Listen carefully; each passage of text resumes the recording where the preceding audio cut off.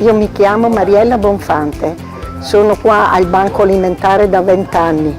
Faccio la selezione dei prodotti alimentari che arrivano dai vari supermercati. Non sono scarti però, sono tutta roba buonissima.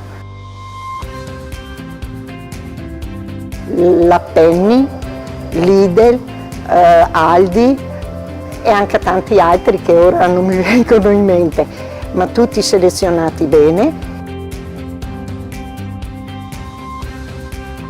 Noi guardiamo le date di scadenza, i barattoli che non fanno clic-clac perché sono variati.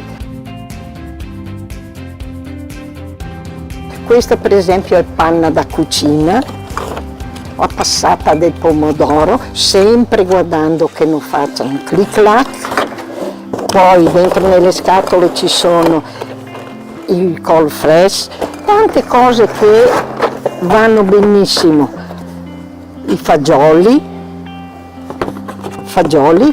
ci sono le acciughe, tante cose, la Nutella, lo zucchero, farina, tante cose che servono nelle famiglie, molto utile e tutte di buona conservazione.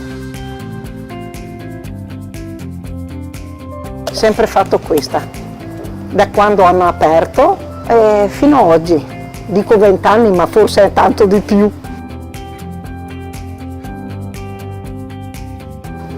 Tantissimo, perché io dico sempre, se ne avessi uno fuori dalla porta gli darei sempre un pasto, perché penso che oggi come oggi tanto bisogno ne hanno, tanto, e ci sono tanta povertà che nessuno lo sa.